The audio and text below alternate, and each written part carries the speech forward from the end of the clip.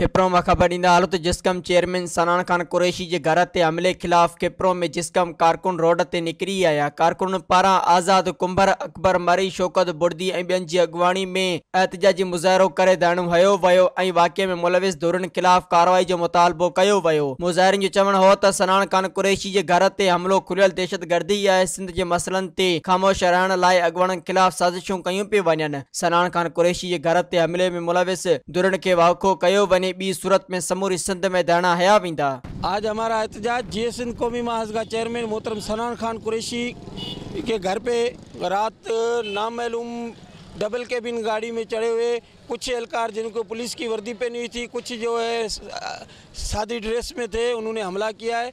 सीधी उसके फायरिंग की है। उसके बच्चे भी उधर थे, मौजूद थे और भाई भी मौजूद थे और अल्लाह साई ने रहम किया, जो उसका बचाव हो गया।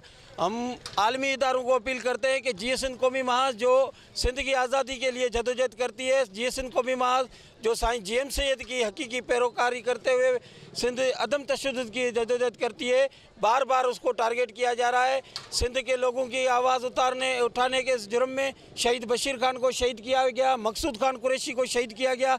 अब जो है बार बार सनान खान कुरैशी को टारगेट किया जा रहा है।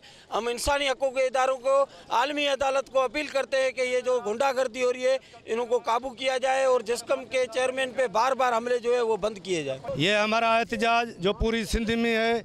हमारे पार्टी के चेयरमैन अदम तशद्दुद के कायल साईं जेएम सैयद के फॉलोअर मोहतरम सनान खान कुरैशी के घर पे कातलाना डबल केबिन 5 गाड़ियों पे सवार होकर के उन्होंने हमला किया। हम इसकी मजम्मत करते हैं और आला इदारों से, बैन अवी इदारों से ये पुरजोर मुतालबा करते हैं कि इन दहशतगर्दों को गिरफ्तार किया जाए और हमारे साथ इंसाफ किया जाए, नहीं तो सिंध के लोग पूरे सिंध को जाम करेंगे, जिसकी जिम्मेदारी रियासत उसके हुक्मरानों के ऊपर होगी। असांजे चेयरमैन मोहतरम सनान खान कुरैशी जस्कम अगवान के बंगले ते रात खुली हिकिड़ी दहशतगर्दी कई हुई है, जेके उनके घर ते फायरिंग करे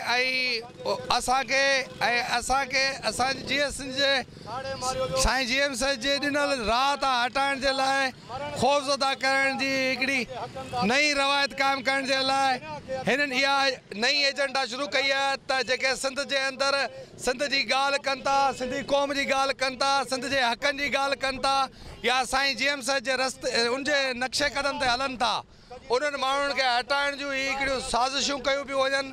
असां हिननि खे ॿुधाइण था चाहियूं त असांजे पार्टी चेयरमैन जे बंगले ते जेका तव्हां दहशतगर्दी कई आहे, इन जी सख़्तु लफ़्ज़नि में मुज़म्मत कयूं। इहे हथकंडा तव्हां बंदि न कया त असां पुरज़ोर वॾा एहतजाज कंदासीं, रोड रस्ता ऐं सॼी सिंध जाम करे वेंदासीं। अस्सलाम वालेकुम दोस्तों, मां आहियां सोहराब सुमरो ऐं अवां जे पंहिंजे शहर हैदराबाद में कासमाबाद में तमामु बहितरीनु वॉलपेपर जो कमु करे पियो रांझन सुमरो साहब, जंहिंजो फ़ोन नंबर तव्हां स्क्रीन ते ॾिसी रहिया आहियो।